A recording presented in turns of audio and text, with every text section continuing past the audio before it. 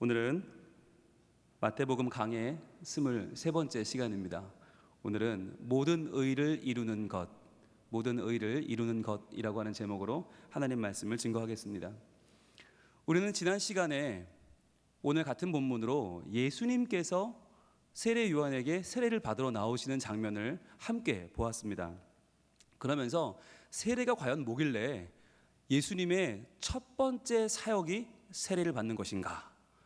예수님이 가장 먼저 공생을 시작하시면서 하신 사역이 세례를 받는 것이었잖아요. 세례가 뭔가라고 하는 걸 지난주에 봤는데요. 세례는 초대교회 공동체에서 그리고 지금도 공적으로 신앙을 인정하는, 공적으로 내가 하나님의 자녀가 되었음을 인정하는 것, 공적으로 내가 하나님의 교회, 신앙 공동체 안에 들어갑니다 라고 하는 선언이라고 했습니다. 그런데 이 선언의 의미가 있는 이유가 있는데 뭐냐면, 우리가 마음으로 믿는 건 너무 쉬워요. 뭐 마음으로 믿으면 되지, 뭐하러 교회를 가? 나는 하나님 믿는데 뭐하러 세례를 받아?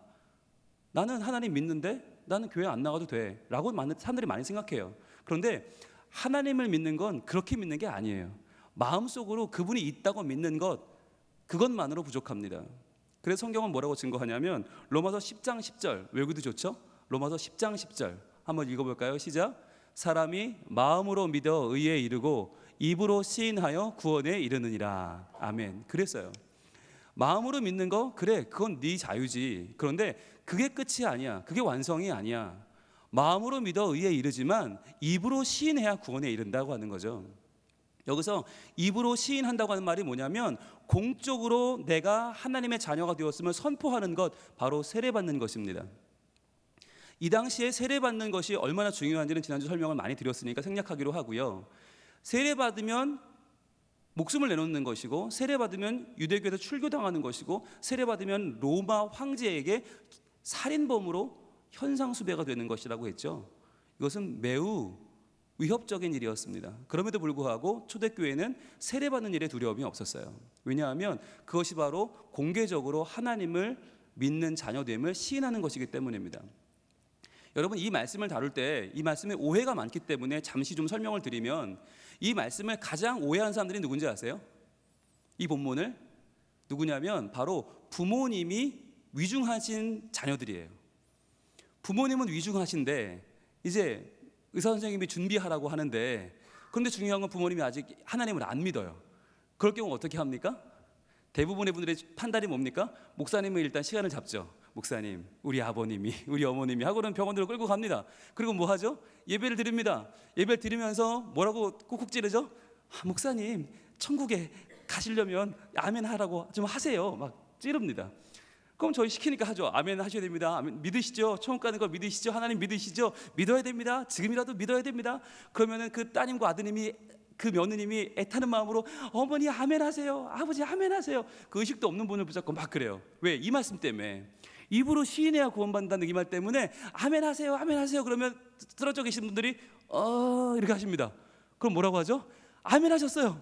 목사님 들으셨죠? 그러면서 아멘 하신 거예요. 아멘 하셨어요. 이제 천국 가시는 거예요. 막 이때부터 목사의 고민이 시작됩니다. 여러분, 이게 뭡니까? 아니, 지금 평생을 하나님 모르고 하나님 없이 사신 분인데 평생을 그냥 자기 뜻대로 사셨어요. 평생을 자기가 좋은 대로 살았어요. 그런데 마지막에 그 한마디 입으로, 그래요, 아멘을 했다고 칩시다. 했다면 그게 뭔데요? 그 알량한 아멘 하나가 그러면 그의 삶을 구원하는 무슨 장치가 됩니까? 목사기 때문에 자녀를 위로하기 위해서 그렇게 말을 하죠. 그래요, 아멘 하신 것 같아요 라고 말은 하지만 솔직히 아멘 했는지는 아무도 모르고 그 아멘이 자기 믿음으로 한 것인지조차 우리는 알 수 없어요. 무슨 말씀을 드리고 싶은 거냐면, 이 본문은 입으로 시인하여 구원을 얻는다는 이 본문은 그냥 기계적으로 입으로 아멘 한다고 해서, 아니면 남들이 하도 아멘 하라고 하니까 그냥 마지못해 아멘 한다고 해서 그 한마디 입술의 떨림으로 구원받는 건 아니라는 거예요. 구원이란 내가 나의 길을 버리고 하나님의 길로 돌아서는 내 마음의 결단이 필요한 겁니다. 그 마음의 결단은 반드시 내 삶의 결단으로 연결됩니다. 마음의 결단과 삶의 결단으로 나타나는 공적인 증거가 시인하는 것입니다. 입술로 시인하는 것. 그러니까 이것은 마치 재판정에서 내가 그것을 보았습니다 라고 증언하듯이 공적으로 내가 증인이 되겠습니다, 내가 공증하겠습니다 라고 선언하는 것이에요. 공식적으로 나는 하나님의 자녀가 되었습니다, 더 이상 나는 나의 욕심을 따라 살지 않고 하나님 말씀을 따라 삽니다 라고 하는 선언인 것이지요. 그러니까 우리가 하나님을 믿고 구원받는 것을 단순히 그냥 입술의 떨림, 그냥 마지못해 하라니까 어쩔 수 없이 아멘하는 그거 하나 가지고 천국이 오가는 것처럼 생각하면 안 된다는 거예요. 물론 그 마음은 이해를 합니다. 안타까우니까. 자녀들 입장에서 부모님을 어떻게든 구원받게 하려는 그 입장은 이해가 돼요. 그러나 하나님 나라는 그렇게 얻는 것은 아니에요. 하나님의 나라는 분명히 하나님의 말씀이 들려와야 하고, 그 말씀이 들려와서 내 속에서 진동이 일어나야 하고, 그 말씀 때문에 내 안에 있던 내 모든 아집과 나의 길을 걸어가는 나를 기쁘게 하는 내 욕망과 내 아집을 내려놓고 그 말씀을 따라 걷기로 내가 내 삶의 방향을 바꾸는 자세가 필요합니다.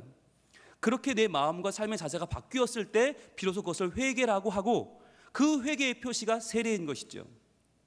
그래서 우리가 지금 이렇게 세례 요한의 세례, 예수님이 세례받는 광경을 이렇게 몇 주간 걸쳐서 열심히 보고 있는 이유가 있어요. 그 세례가 바로 회개를 이루는 세례이기 때문이에요. 그래서 그 세례에는 세례 요한이 베푸는 물 세례도 있었고 예수님이 베풀어 주시는 불 세례와 성령 세례가 있었죠. 그 세례들을 정확하게 알고 우리가 신앙생활을 하는 것이 왜 중요하냐면, 그래야만 우리 삶에서 정확하게 무엇이 바뀌어야 되는지, 무엇을 버리고 무엇을 택해야 되는지 우리 삶의 신앙의 내용이 정확하게 결정되기 때문입니다. 자, 세례의 의미는 이어서 죽고 사는 문제라고 했습니다. 죽고 사는 문제는 뭐냐면, 옛사람이 물속에 들어가면 죽는다고 그랬죠. 물에 들어가면 사람은 죽죠. 숨 못 쉬니까 죽어요. 죽은 다음에 거기서 꺼내죠. 그럼 뭘 꺼내는 거예요? 새 사람을 꺼내는 거예요. 물속에서 죽어야 될 내 인생이 죽지 않고 살아났어요. 이게 뭘 상징합니까? 옛사람은 죽고 새 사람은 살았다는 거예요. 그런데 모든 사람이 다 물에 들어가면 죽지 않잖아요. 그죠? 물에 들어가면 오히려 더 편안한 사람도 있잖아요. 물속에 내려가면 물질하는 분도 많고, 그죠? 그런데 왜 사람은 물에 들어가면 죽는다고 말하나? 그게 인간의 존재 때문이라고 그랬죠. 인간은 뭘로 지어졌다고요? 흙으로. 그런데 흙으로 지어졌다는 말도 저는 굉장히 사치라고 했죠. 그거 되게 높여준 말이라고 했어요. 원래 뭐예요? 성경 본문에는 티끌이에요. 티끌. 땅의 티끌로 지어진 거예요. 먼지예요. 인간은 먼지로 지어졌기 때문에 물에 들어가면 다 흩어지는 거예요. 겉으로 볼 때는 뭐가 대단하게 뭉쳐서 뭐가 대단한 존재인 것처럼 보여요. 학벌, 가문, 가풍, 지위, 직분 대단해 보여요. 그런데 우리가 물에 들어가면 다 풀어지는 존재, 아무것도 아니라는 얘기죠. 그래서 지난주에 우리는 흙이요 티끌이기 때문에 하나님 앞에서 교만하면 안 된다. 사람들 앞에서 나를 주장해서는 안 된다. 내가 티끌인데, 기억나세요? 제가 지난주 고백한 거, 저는 홍티끌입니다. 저는 홍먼지입니다. 그걸 따라하라고 시킬걸. 여러분, 우리 모두는 다 티끌이고 먼지예요. 그런데 티끌끼리 내가 더 크다고 싸워요. 먼지끼리 내가 더 깨끗하다고 싸워요. 하나님 보기엔 진짜 아무것도 아닌 거죠. 그러다 보니까 하나님 뭐라고 하세요? 야, 물에 들어가 봐. 다 퍼져. 아무것도 아니야. 이 우리의 존재를 알려주는 말씀이 있어요. 욥기 10장 9절입니다. 욥이 참 지혜로운 사람이거든요. 이 욥이 우리의 인생을 정확하게 이렇게 표현했습니다. 같이 한번 읽어볼까요? 욥기 10장 9절 시작. 기억하옵소서, 주께서 내 몸 지으시기를 흙을 뭉치듯 하셨거늘 다시 나를 티끌로 돌려보내려 하시나이까. 네, 욥이 지금 너무 괴로운 거예요. 너무 괴로우니까 한탄하면서 저 이제 죽어요, 하나님 죽어요 하는 말을 어떻게 하냐면, 주께서 내 몸을 지으시기를 흙을 뭉치듯이 하셨다는 거예요. 흙을 뭉치듯 해서 나를 만들어 오셨는데 나를 다시 티끌로 돌아가게 하십니까? 정확하게 인식하고 있는 거죠. 욥은. 욥이 끝까지 하나님을 원망하지 않는 이유가 여기 있는 거예요. 내가 티끌인데, 내가 흙인데 내가 뭐라고 하나님을 원망합니까? 내가 좀 일 좀 당하기로, 내가 좀 문제를 겪기로 나 같은 티끌이 하나님을 원망할 수 없는 거예요. 욥은 정확하게 인생을 관찰하고 있어요. 인생을 정확하게 짚어내고 있어요. 그런데 우리가 조금만 무슨 일 생기면 하나님 원망하는 이유는 뭡니까? 이걸 몰라서 그런 거예요. 내가 티끌인 줄 모르니까, 내가 흙인 줄 모르니까 대단한 인생인 줄 알고, 대단한 종자인 줄 알고 하나님 앞에 뻗대면서 이런 것도 안 들어주는 하나님이 무슨 하나님이냐고 우리는 승질 부리잖아요. 왜요? 몰라서 그래요. 요만큼 모르는 거예요. 아니, 요만큼이 아니라 우리는 요만큼도 모르는 거예요. 자, 우리가 티끌이란 것을 알면 알수록 우리는 하나님을 경배할 수 있습니다. 우리가 흙과도 같은 존재, 땅의 먼지라는 것을 알면 알수록 우리는 화합할 수 있습니다. 그때 비로소 우리는 화해할 수 있고요, 그때에서 비로소 우리는 내가 틀렸다고 말할 수 있어요. 왜? 난 별거 아니니까. 여기에 대한 믿음이 없으면 우리는 평생 싸워야 됩니다. 왜? 너도 잘났고 나도 잘났는데 왜 밀려나요? 게다가 우리는 신앙의 자존심이라고 하는, 물러날 수 없는 게 또 있잖아요. 평생 싸우는 거죠. 그런데 그렇게 싸우지 않고 사는 방법이 뭐예요? 티끌임을 인정하면 되는 겁니다. 흙이고 티끌인데 더 나은 놈이 어디 있고 더 예쁜 티끌이 어디 있습니까? 더 높은 흙이 어디 있습니까? 다 흙이고 티끌이죠. 자, 오늘 이제 14절로 들어가겠습니다. 예수님께서 세례를 받으러 나오시는데 이걸 보고 세례 요한이 깜짝 놀랍니다. 그러면서 말립니다. 자, 마태복음 3장 14절 오늘 본문 같이 읽습니다. 시작. 요한이 말려 이르되 내가 당신에게서 세례를 받아야 할 터인데 당신이 내게로 오시나이까. 이렇게 말을 합니다. 여러분, 요한이 그냥 요한이 아니죠. 무슨 요한이에요? 세례 요한이죠. 왜 세례 요한이에요? 세례를 베푸는 게 그의 사명이에요. 그런데 지금 그는 그의 사명을 다하는 게 아니라 지금 뭐라고 해요? 어이쿠 하면서 예수님 어떻게 저한테 오셨습니까? 당신이 내게로 오시나이까. 이 말은 뭐예요? 당신이 내게로 오시면 안 되죠 란 말이죠. 그 무슨 말이에요? 내가 가야 된다는 말이죠. 여러분, 이게 오해예요. 세례 요한의 오해예요. 우리 모두의 오해기도 해요. 우리는 하나님의 일을 한답시고 우리가 하나님께로 가려고 해요. 그러다 보니까 일이 꼬여요. 왜냐하면 우리가 하나님께로 가려는 시도는 뭐냐? 이게 율법이에요. 이게 종교예요. 어떻게든 내가 하나님께로 가보려고 노력하는 거, 내가 하나님 비위를 맞춰보고 내가 하나님의 뭐라도 좀 되는 것처럼 하는 거. 그런데 예수님 어떻게 하세요?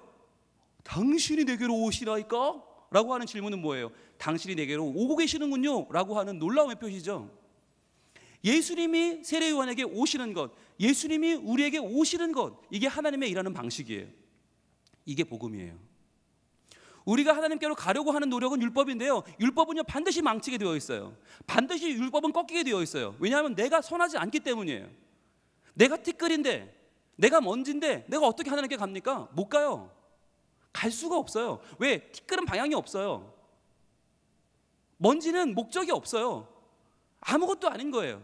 바람 불면 날리다가 땅에 떨어지면 끝이에요. 그런 존재가 어떻게 하나님을 만나요? 그러니까 하나님이 우리에게 오셔야죠.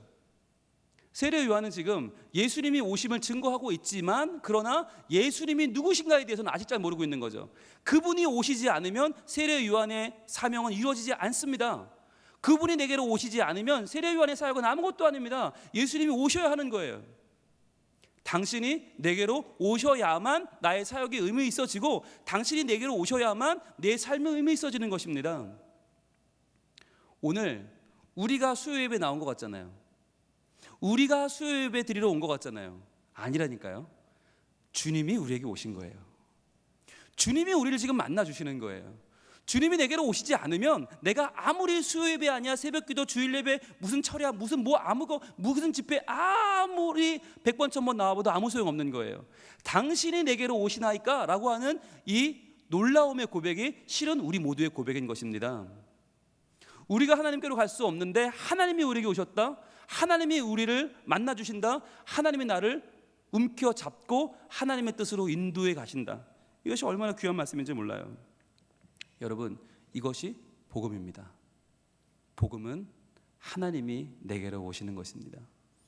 그렇기 때문에 나는 그분께 갈 수 있어요. 내가 그분께 갈 수 있는 유일한 이유는 그분이 내게로 오셨기 때문이에요. 자, 그렇다면 이 놀라는 세례 요한에게 예수님 오늘 본문에서 뭐라고 말씀하시는가? 15절입니다. 예수께서 대답하여 이르시되 이제 허락하라. 우리가 이와 같이 하여 모든 의를 이루는 것이 합당하니라 하시니 이에 요한이 허락하는지라. 자, 오늘 말씀은 굉장히 중요한 말씀인데요. 왜일까요? 신약성경 시작하고 마태복음 시작하고 이제 3장 15절에 와서 예수님이 처음으로 입을 여십니다. 지금까지는 마태복음 시작하고 지금까지 신약에 예수님 말한 게 한마디도 없어요. 처음 말씀하시는 거예요. 그 첫 말씀이 얼마나 중요합니까? 그런데 그 첫 말씀이 뭐예요? 이제예요. 이제 이게 뭐예요?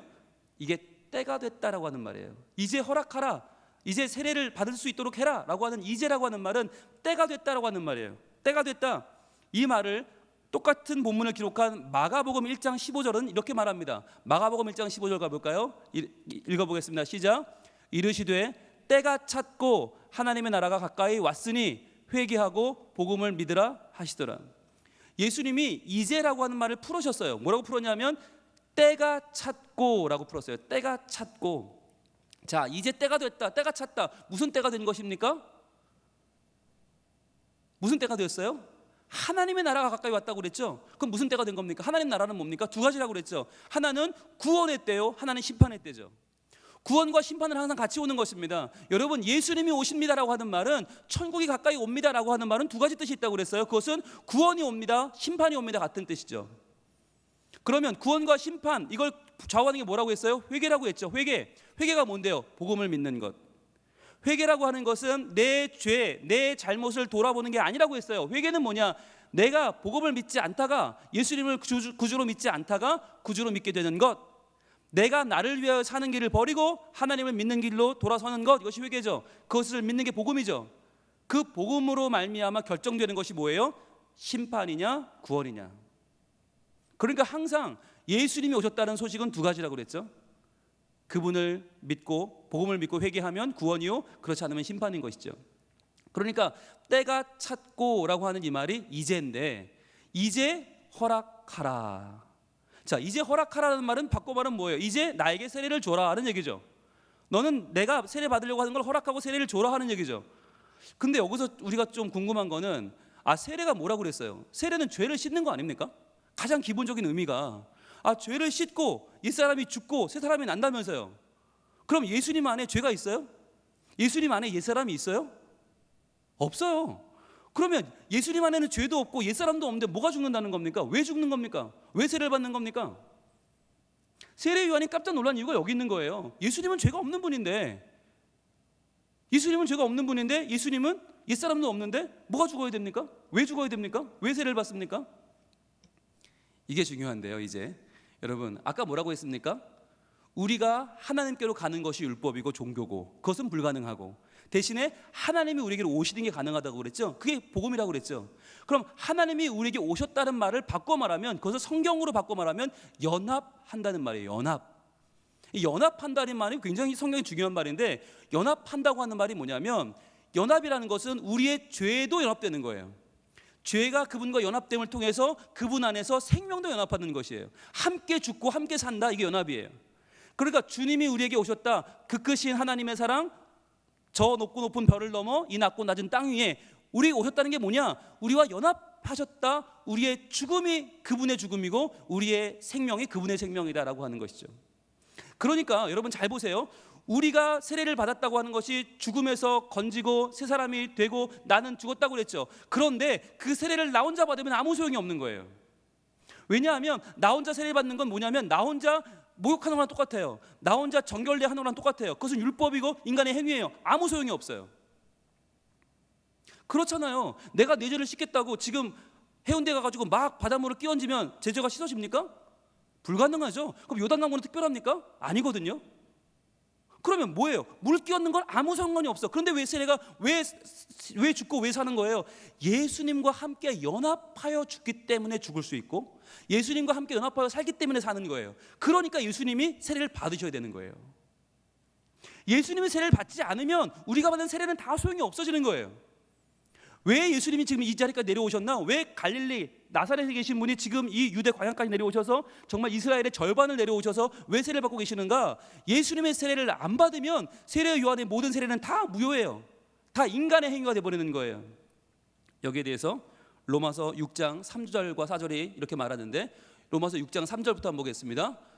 자, 본문을 읽을 때 합하여란 말이 나오면, 이게 합하여가 죽음도 함께 생명도 함께구나 라고 생각하시면 됩니다. 자, 로마서 6장 3절 시작.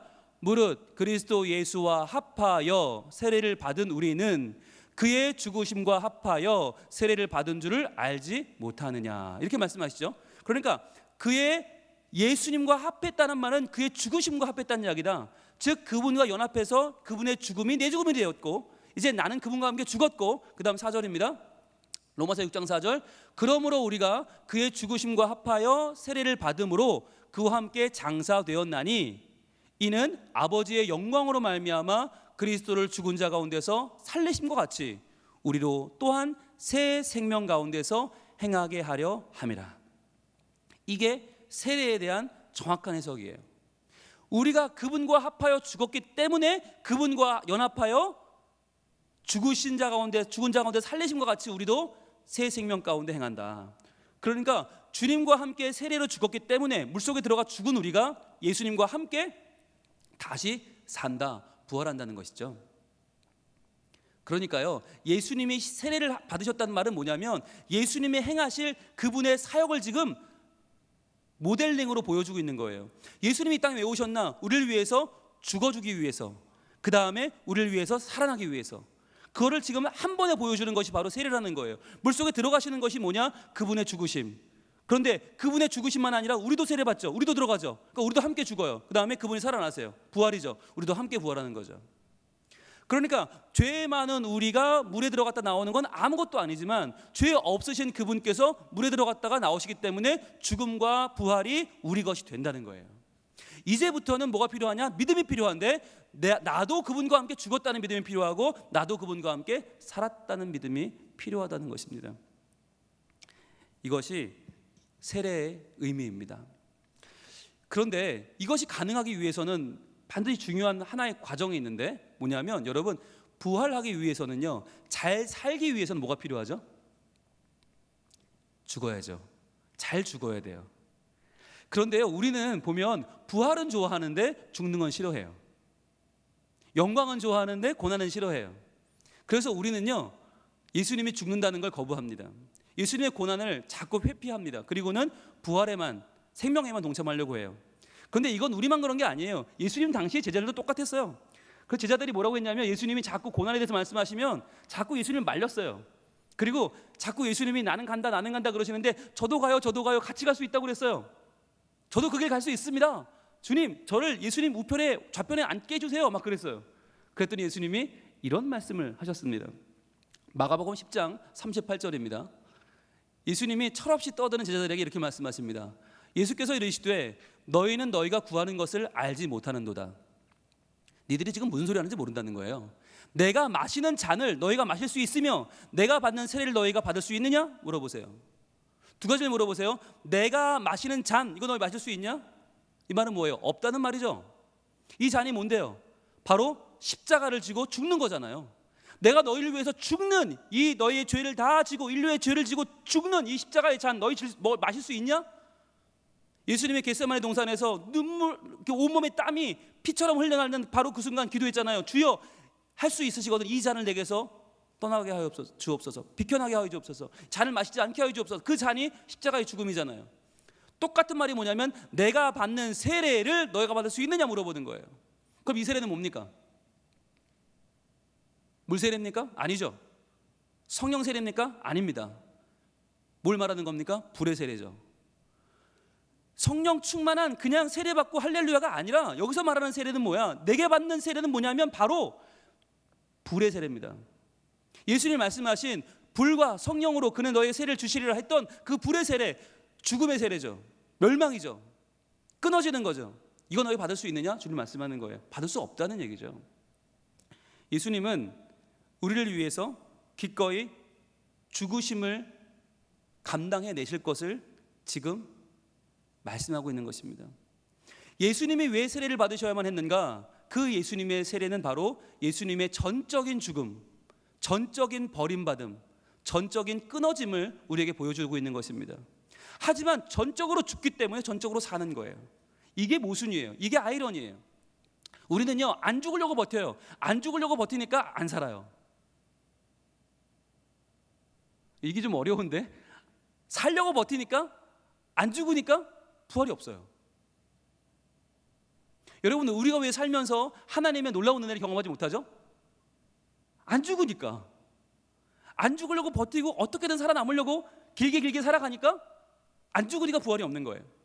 근데 예수님은 뭐라고 말씀하시나? 난 너희를 위해 죽고 너희를 위해 산다. 예수님은 너무 간단하세요. 자기가 죽는 거에 대한 어려움이 없으세요. 죽고 사세요. 우리도 마찬가지죠. 그분 안에서 죽고 그분 안에 살아야 된다. 왜냐하면 그것이 뭐냐면 그것이 하나님의 의예요.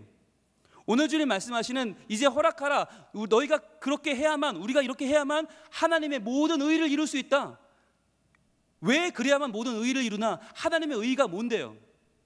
하나님의 의가 바로 마태복음의 가장 중요한 개념 중에 하나예요. 마태가 증언하는 가장 중요한 의라고 하는 개념이 뭐냐? 바로 예수님을 믿으면 구원받는 거.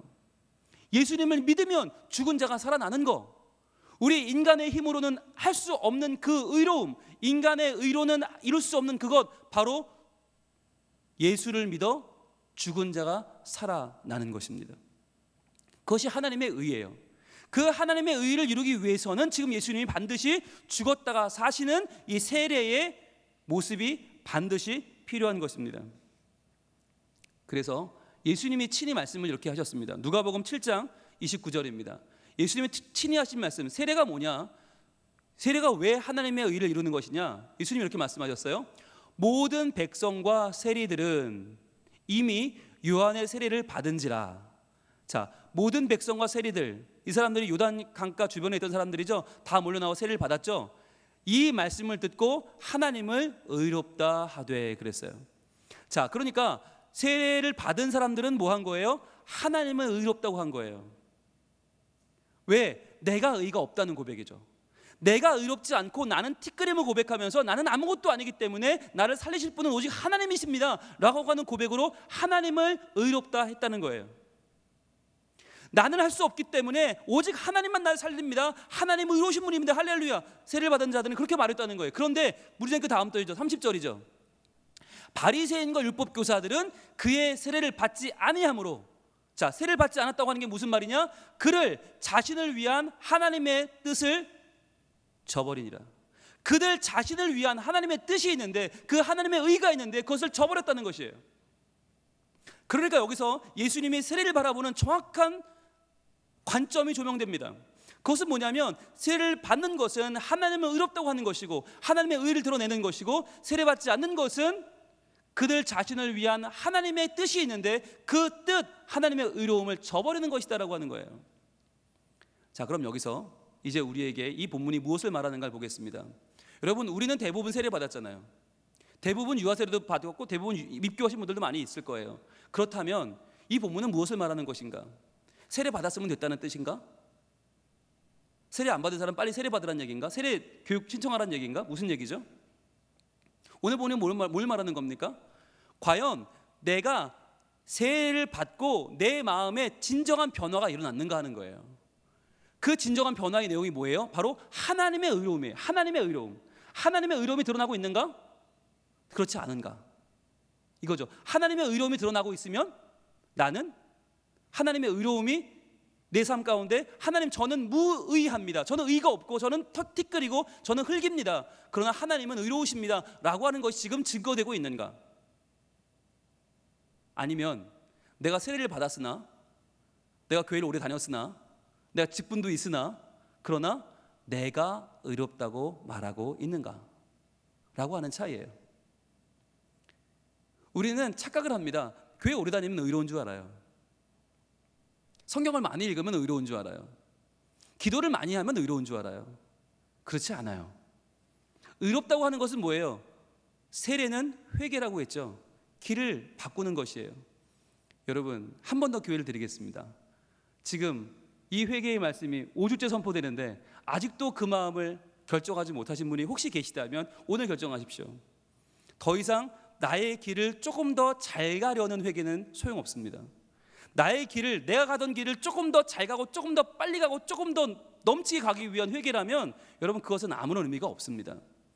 내가 가는 길, 내 욕심을 더 빨리 이루기 위해서 하나님을 찾는다면 여러분, 아무것도 얻지 못할 것입니다. 남보다 더 빨리 성공하고 남보다 더 높이 올라가기 위해서 하나님을 믿고자 한다면, 그분을 의지하고 그분에게 뭔가를 얻으려고 한다면 여러분, 아무것도 얻지 못할 것입니다. 그것은 엉뚱한 길이기 때문이에요. 방향이 잘못됐어요. 그 길로는 아무리 많이 가도, 아무리 높이 가도, 아무리 빨리 가도 하나님을 만날 수 없어요. 하나님의 의는 거기에 있지 않아요. 우리가 내가 가고자 하는 길을 그 길에서 나와서 돌아서야 한다고 그랬죠. 하나님의 의를 드러내는 길로 돌아서야만 한다고 했습니다. 그럴 때에 비로소 하나님이 나를 사용하실 거예요. 그러려면요, 방법은 하나밖에 없어요. 내가 의롭지 않고 하나님이 의롭다고 하는 것을 보여줄 수 있는 유일한 방법이 뭐예요? 내가 낮아지는 겁니다. 여러분, 선이 두 개 있어요. 선이 두 개 있는데 이 위의 선이 더 길다고 보여주려면 아래 선이 어떻게 하면 좋을까요? 그냥 있으면 안 돼요. 선을 줄이면 돼요. 아래 선을 줄이면 위의 선이 더 길어 보여요. 위의 선을 늘리는 방법이 하나 있고요, 두 번째는 아래 선을 줄이는 방법이 있어요. 내가 하나님 앞에서 의롭지 않습니다 라고 고백하는 것, 저는 티끌이고 저는 흙이고 저는 의롭지 않습니다 라고 고백하는 것, 나는 교회 안에서 정말 가장 무익한 존재고 가장 낮은 존재입니다 라고 고백하는 것, 이것이 바꿔 말하면 하나님의 의로움을 드러내는 일이에요. 저는 이런 운동이 벌어지면 좋겠어요. 이런 운동, 티끌임을 고백하는 운동. 누구부터? 저부터. 저부터 시작해서, 제가 그래서 명찰을 바꿀까 생각해요. 담임 목사 홍티끌, 담임 목사 홍먼지. 이러면 여러분들 저를 보면서 그런 생각 하시지 않을까? 장로님들 그 팻말도 다 바꾸면 좋겠어요. 그래서 장로 송먼지, 장로 김먼지, 장로 공먼지 이렇게 붙이고 다니면 교회 안에 센세이션이 일어나지 않을까요? 죄송합니다. 신먼지도 있었네요. 신먼지 두 분이나 계시네요. 자, 신먼지 원투 이렇게 해서 신먼지 신티끌, 아니 온 교인이 다 그런 운동 벌이면 어떨까? 왜냐하면 지금 교회가요, 너무, 죄송합니다 이런 표현을 써서, 너무 다 잘났어요. 너무 다 높아졌어요. 너무 교회 오래 다닌 연조가 너무 드러나고요, 교회 신앙생활 잘한다는 티가 너무 나요. 그런데 그러면 그럴수록 천국 가기 어려워요. 천국은 낮은 자의 것이고 천국은 하나님을 드러내는 자의 것입니다. 그렇다면 우리는 낮아지는 훈련을 해야 돼요. 오늘 본문에서 그러면 이렇게 예수님이 세례를 받으시려면 중요한 포인트가 또 하나 있는데, 그럼 세례요한이 뭐 해야 됩니까? 뭐 해야 돼요? 세례를 베풀어야죠. 그죠? 근데 세례요한 지금 뭐 하고 있어요? 안 돼요. 제가 어떻게 해요? 그러고 있죠. 근데 예수님이 설득을 하죠. 야, 네가 그럼 어떻게 해? 네가 나한테 세례를 줘야지. 그래야 의가 이루어지는데, 모든 의를 이루려면 네가 나한테 세례를 줘야 돼 지금. 근데 세례요한은 뭐예요? 벌벌 떨고 있어요. 왜요? 감당이 안 되는 거예요. 내가 하는 일이 하나님의 의를 이룬다는 게 감당이 안 되는 거예요. 너무 큰 일을 지금 말하니까 세례요한이 벌벌 떨고 있어요. 그렇게 당당하던 세례요한이 야, 이 독사의 자식들아 회개하라, 총이 가까이 왔다, 그런 사람이 지금 덜덜 떨고 있어요. 왜? 내가 하나님의 일을 이룬다는 게 이게 말도 안 되는 일이거든요. 티끌이, 먼지가 어떻게 그런 일을 해요? 그러나 하나님 뭐라고 하십니까? 이제 허락하라. 네가 그렇게 하는 것이 모든 하나님의 의를 이루는 것이다. 즉 이 말은요, 우리가 하나님이 주신 사명을 내 있는 자리에서 감당해낼 때, 내가 내 있는 자리에서 최선을 다해서 내 자리를 지켜낼 때 비로소 나는 티끌이지만, 나는 먼지지만 나를 사용하셔서 하나님이 위대한 하나님의 의를 이루신다는 거예요. 그래서요, 저는 홍티끌이지만 열심히 전할 거예요. 티끌이지만 티끌이 할 수 있는 최선을 다해서 열심히 설교할 거예요. 강단에서 쓰러지는 한이 있어도 열심히 할 거예요. 그러니까 아까 제가 장로님들 티끌이라고 그랬다고 기분 나빠하지 마시고, 장로님들도 최선을 다해서 우리 교회 섬겨주세요. 티끌이면 어때요? 먼지면 어때요? 최선 다하면 되지. 사명 감당하면 되지. 그러면 하나님의 의가 나타날 거예요. 권사님들 최선을 다해주세요. 안수 집사님들, 집사님들, 성도님들 최선을 다해서 예배하세요. 여러분은 하나님이 불러주신 하나님의 의를 함께 이루어가는 놀라운 하나님의 지체입니다. 제일 여러분 잘하는 게 뭐예요? 제일 잘할 수 있는 게 뭐예요? 제일 잘해야 하는 게 뭐예요? 이제 알잖아요. 은혜 받는 거잖아요. 은혜 받는 거예요. 은혜 받으면 돼요. 예배자가 은혜를 받으면 돼요. 은혜를 받으면 내가 행복해지고요, 예배를 하면서 은혜 받으면 내가 전도하게 되고요, 내 얼굴이 전도지예요. 내 얼굴이, 사람들이 나를 보고서 그렇지 저렇게 살아야지. 내가 저 사람보다 돈 더 버는데 나는 왜 안 행복하지? 저 사람은 나보다 못 사는데 왜 행복하지? 저 사람 아들은 나보다 공부 못하는데 왜 행복하지? 알 수가 없네. 그러면서 우리를 따라오게 될걸, 졸졸 따라오게 될걸요. 그러면서 아줌마 왜 이렇게 행복해요? 아, 예, 저 예수 믿어요. 아니, 예수 믿어도 안 행복하던데? 전 행복한데요. 어느 교회 다녀요? 이렇게 나올 거예요. 여러분, 내가 예수 잘 믿으면 그게 내 사역 감당하는 거예요. 내가 은혜 받으면 돼요. 그러면 얼마나 행복해지는지 몰라요. 왜 내 남편이 10년을 나 혼자 교회 다니는데 교회 안 나와요? 내가 안 행복해 보이니까. 왜 내 아내가 나를 안 따라 교회 왜 안 와요? 내가 안 행복해 보이니까. 왜 내 자녀들이 아빠가 믿는 교회는 절대 안 가? 왜 그럽니까? 엄마가 믿는 하나님 절대 안 믿어. 왜 그럽니까? 내가 안 행복하니까. 애들이 볼 때 따라올 만한 건덕지가 아무것도 없으니까 그런 거 아니에요. 여러분, 은혜 받으세요. 그게 우리 사명이에요. 따라합니다. 내 사명은 은혜 받는 것이다. 은혜 받는 것이다. 은혜 받는 것이다. 여러분, 그렇습니다. 제 사명도 은혜 받는 거예요. 제가 은혜 못 받으면요, 큰일 나요. 여러분, 한 분 한 분, 장로님, 권사님, 집사님, 한 분 한 분이 다 은혜 받아야 돼요. 성도님, 어린이, 청소년 한 명 한 명까지 다 우리의 사명이 있어요. 은혜 받는 거예요. 그 사명을 감당할 때 하나님이 의를 이루어 주십니다. 복음을 믿어 의에 이르는, 복음을 믿어 구원에 이르는 죄인이, 이 땅에서 무엇을 해도 죄를 극복할 수 없는 죄인이, 우리가 하나님의 사명을 감당할 때, 주의 말씀을 증거할 때, 그분의 말씀을 지고 갈 때, 그분의 이름을 위해서